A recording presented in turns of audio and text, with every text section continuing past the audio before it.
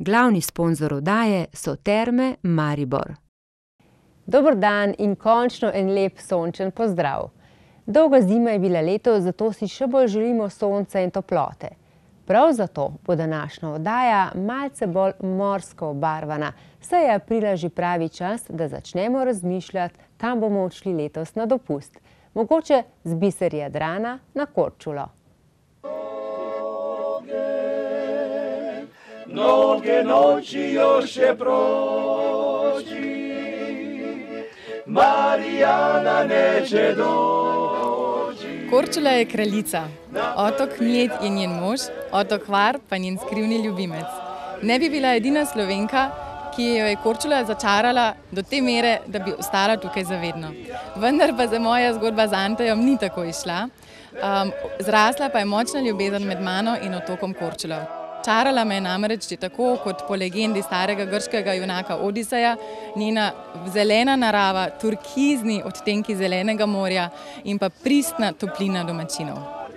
Največja skrivnost življenja na otoku Korčuli pa je glavni moto, po katerem se ga vsi držijo, in to je polako, ne žuri. Do svane,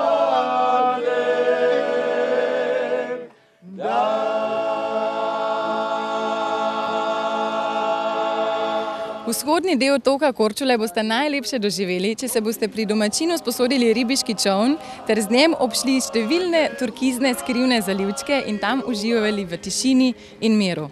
Otroci pa bodo uživali v dolgih peščenih plažah, po katerih je znana Lombarda, saj je to velika redkost na jadranski obali. Recite joj da bez nje nestale su sve tajne ljubavi. Obisk glavnega mesta na otoku, ki nosi isto ime Korčula, je pravo doživetje beneške arhitekture, ki jo marsikdo imenuje tudi Mali Dubrovnik. Namreč v starem mestnem jedru med zavitimi kamnitimi uličicami boste našli številne konobe, elegantne restauracije, umetniške galerije in male ljubke prodajalnice z unikatnim nakitom. V domači konobi pa boste lahko preizkušali številne dalmatinske dobrote, med drugim tudi odličen delikatesen kozji sir, sveže ribe na žaru, datline polnjene z svežim sirom in pa zelenjavo na 101 način. Zvečer pa je pravo doživetje pospeti se na obrambni stolp, kjer so naredili romantični koktel bar in opazovati sončni zahod.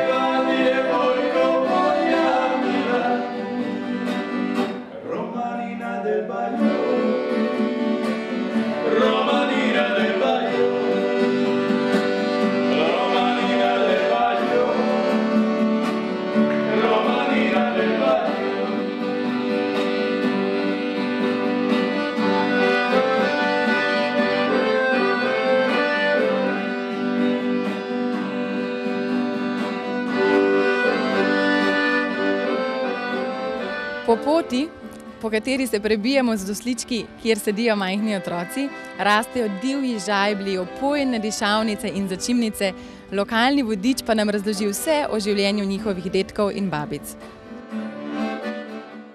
Druga velika znamenitost otoka Korčule pa je zahodni del, Vela Luka, mesto, iz katerega izvira slavni Oliver Dragovič in njegove v srce segajoče serenade, ter Jasna Zlokić.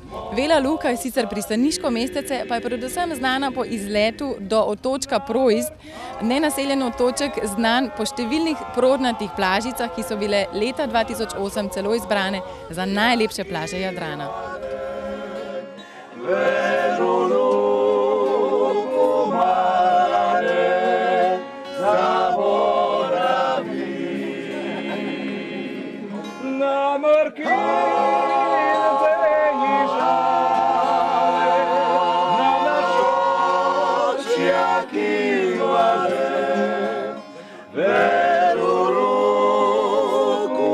Na večerji pri Ribiču Tončiju se mi srce stopi ob starih dalmatinskih serenadah, ki jih a capello spontano zapoje lastnik konobe za svojimi pevskimi prijatelji iz mladosti, zdaj že vsi simpatično osiveli, a z glasovi še vedno kot slavčki. Tonč je tudi najbolj sijoča in nasmejana oseba, kar sem jih v življenju spoznala. Ko sem ga enkrat vprašala, pa dobro, dragi Tonči, pa povejte mi, prosim, v čem je skrivnost vaše sreče in da ste tako nasmejani vedno. Je smejoče se odvrnil: mene samo ne smije ništa da boli i onda sam sretan.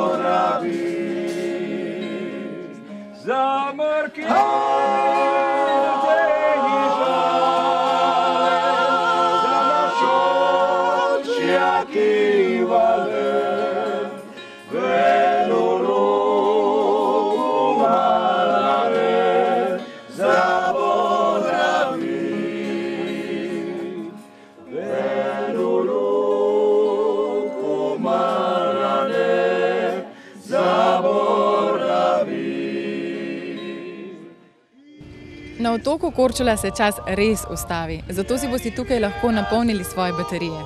Uživali boste v neverjetno zeleni naravi, v turkizno zelenih odtenkih zalivov, v sončnih zahodih, predvsem pa v toplini domačinov, s katero vas bodo objeli že ob samem prihodu.